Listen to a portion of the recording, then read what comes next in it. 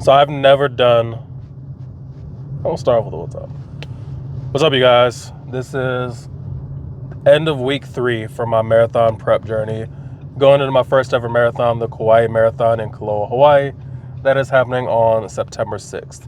And I realized something yesterday. And it's that I have never in my life trained zone 2 cardio. At least not intentionally. I've tried to.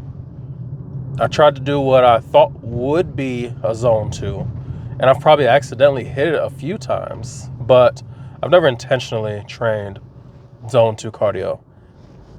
Now, for those that don't know what zone 2 cardio is, it basically is a heart rate where you are feeling the effects of the cardio that you're doing, but you should be able to hold a conversation. There's going to be a few breaths in between, but not where, you're talking like, yeah, I just finished this a few days ago.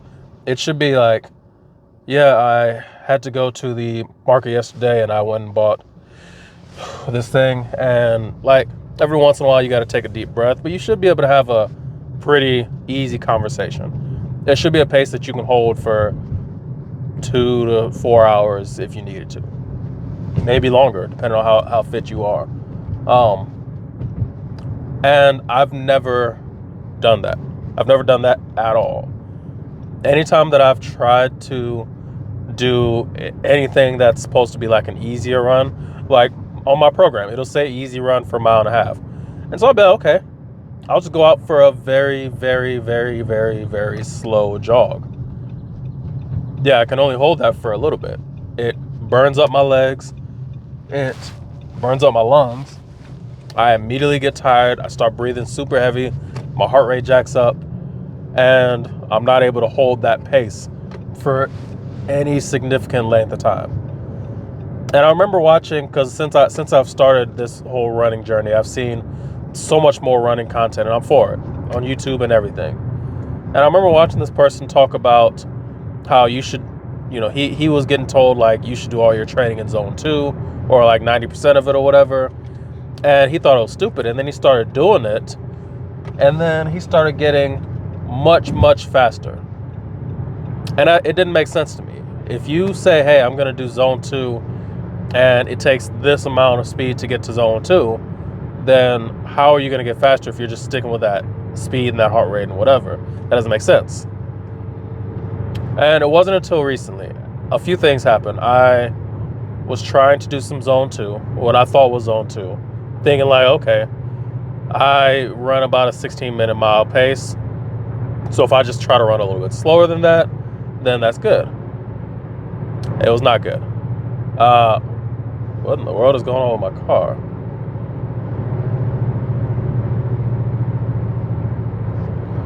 Do I have a pop tire or something?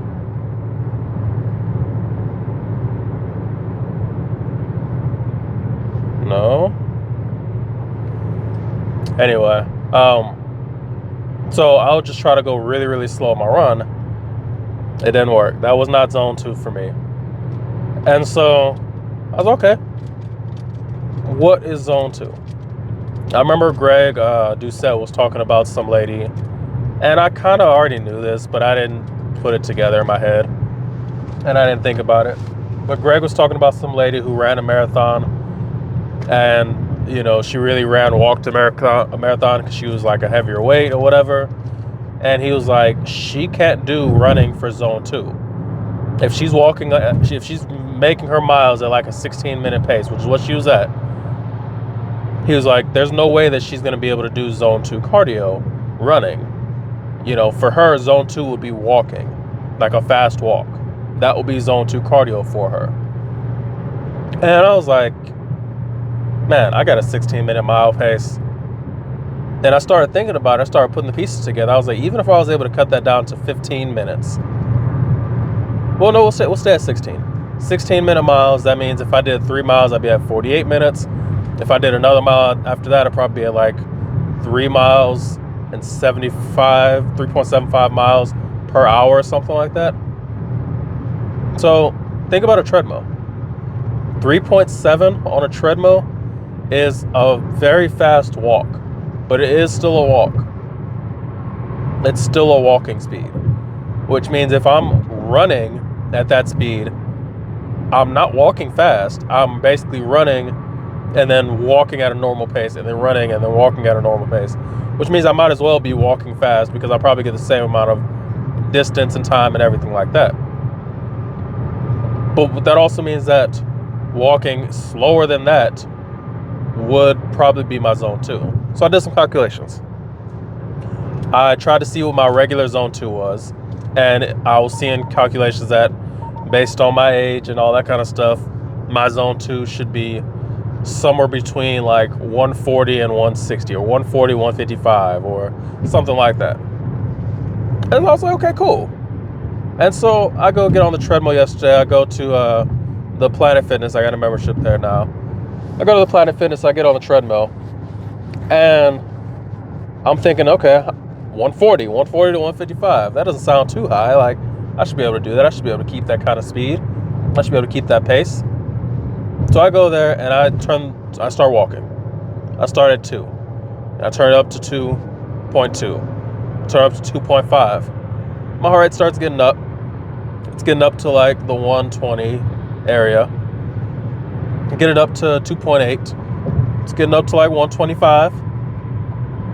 Get it up to 3. I'm walking very fast, not at a comfortable pace for me at all. And it's at about 128, something around there. I go up to 3.2, and it gets to 135, 140. Like, no, probably 135, 136, somewhere around there. It wasn't until I got it up to like a 3.5 where I'm walking at a pretty fast pace. It wasn't until I got it to that point where it was actually getting my heart rate up to 140, and it was barely hitting 140, but I was walking a ton. I was very tired. I was like, this is zone 2? This is zone 2? Like, I can't keep this up for no length of time. And so I remembered I had done a different calculation on my ChatGPT. I put in some stats and all that. Oh, first off, I was wearing my Whoop to calculate my heart. And I had my phone sitting in front of me with the heart rate right in front of me so I could see it. So I'm not having to hold on to the heart rate monitors on the treadmill while I'm walking. And I'm trying not to hold on to anything as I'm walking, but as the speed got faster, I definitely had to like hold on to the side of the treadmill. So I'm going, and my Whoop is saying that for a big majority of that, I was in zone 0. And it wasn't until I got to like 120, something like that, that I was in zone 1. And even when my heart rate got up to like 140, 142, 145, it still was showing I was in zone 1. So I was like, okay, my calculations say 140 is supposed to be zone 2. Whoop says that I'm still in zone 1, even a few digits into 140s. So what is my zone 1 and what's my zone? It didn't make sense. So about a week and a half, 2 weeks ago, I had asked ChatGPT, hey, I'm supposed to do zone 2 cardio. What's my zone 2? What is the zone 2 for me? And I said, let me give you some information. Here's my resting heart rate, which is very high. Here's my average heart rate, which is very high. My HRV, which is very low. And then my VO2 max, which was also very low. And I said, here's these stats, as well as my height, weight, body fat percentage, all that. Mile times, everything. I gave all the information I should. And it said, well, if you go by traditional standards, traditional means, your zone 2 is probably going to be somewhere around 140, 145, something like that. That will be the start of it. But based on your fitness level, your VO2 max, your heart rate, your average and resting, your body fat percentage, everything like that, I would estimate a better zone 2 for you would be 125 to 140. And so I'm on the treadmill and I'm like, okay, so me being at 144 right now for heart rate is too high. So I lowered the speed down. Got the speed down to like a 2.5. And I was like, okay, well, now it says that in an hour, I should be doing, like less than 3 miles, you know, well, up to 2.5 miles per hour. So it's saying that my speed will end up being like 25-minute miles or something around there. I don't know the exact number. And so I load it to 2.5. I start walking a little bit easier. My heart rate starts dropping pretty fast, actually, which is good. It's good to see that my heart rate doesn't just stay skyrocketed and that I can recover pretty fast. My heart rate starts dropping. It gets to, the building's leaning. What? That's weird. Why is that going on? Anyway. So my heart rate gets to like the 120 area, like 121, 122, whatever. And then it starts climbing a tiny bit. It gets like 125, and then it kind of hovers between 124 and 125. So I was okay, cool. My heart rate's cooled down. My breathing is better. My legs don't feel like they're dying. They're still, screaming at me, but they're better. And so I bumped up the speed. I just went up by 1, just 2.6. And my heart rate, it went up. It went up to like 127. And then it went back down to like 124 again. So, okay, so I need to go faster. And I got it up to like 3. And at 3 miles an hour, it was finally at a place where it was a slight bit above 125 for the whole time. And as the session went longer and longer, I got more used to that. My heart rate got more used to it. My legs got more used to it. I wasn't burning as much energy to go at that speed anymore. So my heart rate started dropping. I actually had to increase it to like 3.2. I had to, mess with the incline a little bit and everything like that, because I was supposed to be doing 2.5 miles yesterday walking. So I finally find the right amount. And I'm like, okay, so you're telling me in order for me to be in zone 2, I need to be walking at a 3-mile-an-hour pace, 20-minute mile pace. And that just shows how out of shape that I am. 20-minute mile pace to stay at a zone 2 is horrible for me. Like, that I hate. And if I'm actually running, and I'm running multiple miles, and I'm trying to go somewhat fast, 16-ish minutes is about where I stop. And then if I'm doing one all-out mile, I can get to about 12:31. That's my max for an all-out mile. And I was like, well, this really bites. But it's also good to know. And then I started thinking about it. I was like, well, what will happen? I'll be at this zone 2, 125 to 140. And then at a certain point, this 3 speed will be too easy. Be way too easy. And when I'm at speed 3, my heart rate will be at like the 120s, maybe 119, something like that. And so I'll have to bump the speed up. And then eventually I'll get to where I'm just below a running speed, but my heart rate is still underneath that 125 minimum. And so I'll have to start actually jogging and how to get to a running speed.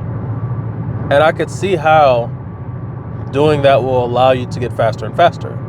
If I got to where I'm running at like a 5 speed, then that would be where my heart rate would sit. It would be at 125 to 140.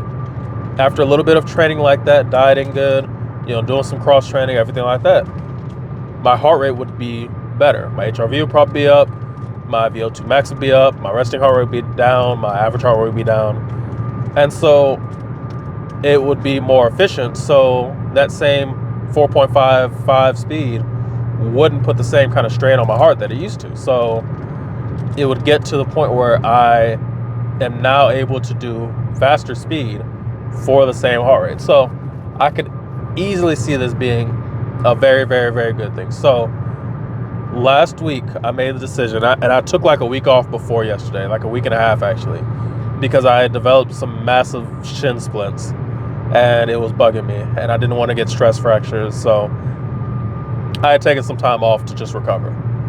And last week, when I decided that, hey, going forward, until I get fitter, I'm going to, and I made the decision before I started doing this heart rate stuff. Before I get fitter, I'm going to walk all of my easy runs. And so, long run, I still actually run it. But the easy runs, I'm changing them to easy walks. And I'm changing my speed. I'm gonna try to do it at a lower speed or whatever, because I had already figured that running for easy runs was not easy for me. At some point it will. At some point my easy runs will be able to go back, or some of my easy walks will be able to go back to being easy runs, because I would have built up that fitness. I'm hoping that I can get to where I'm doing like 7 or 8 miles an hour. If I can get to that point, then and that ends up being what? Let's say 7 miles an hour, that ends up being like 7-ish minutes per mile or something like that. No, that's faster than that. Like 8 minutes per mile, like 8:50, 8:30, something around there. If I can get to that point, I'll hit my goals pretty easily. Now, I got to make sure that I can stay at that point. So there'll probably be a point in the next, I'll say 3-4 weeks of doing actual zone 2. I'll probably do a time tester of like, hey, I need my body to know you can do 4 hours of nonstop cardio, whether that be walking at that time, if my body still is at a walking zone 2, or a light jog if I've gotten to that point. But I need to be able to say like, hey, for 4 hours I can keep a pace like this, and I need to figure out what that pace is. So yeah, I'm actually stoked about it, man. Like, finding out what my true zone 2 is, being able to train at it for 50 minutes yesterday and do well, like, that gave me a ton of motivation to keep going with everything, and knowing that I'm actually making smart decisions about my programming and everything like that. So we still got, like, I forget the exact day count. Let me look real quick. Yeah, so we still have 112 days until that Kaua'i marathon. So we got time, man. We so have time. And I'm excited for it. I'm ready for it. I want to keep training hard. I need to start eating better. That's freaking difficult. But the more that I train, I know the more I'll be able to eat. And so if I don't allow myself to eat more than what I'm currently eating, I should be good, and I should actually start dropping weight. I haven't been gaining weight recently. I've been kind of at a maintenance. So adding in this extra work, if I don't allow myself to start eating like crazy, I should be fine. So anyway, I do have today's supposed to be a full rest day. I might do some light biking, because this week is not like a regular week. Yesterday was my first day working out in like 10 days. So I'm just getting back into it. I don't really want to do a full long run tomorrow. So what I'll probably do is I'll do some biking today, do another like hour walk tomorrow, and then next week will be regular week of training. So it'll be the full thing. It'll be 3 easy walks, one of my interval runs. There will be a few cross training days, 2 workouts, like actual weights workouts, and then my long run on Sunday. So that's what it's looking like for this next week. We are excited to get going, man. Thank you guys for watching. If you want to stay in tune with my running journey, with my marathon journey, or if you just want to give me support or whatever, I would appreciate it if you hit the subscribe button. But aside from that, man, I will see you.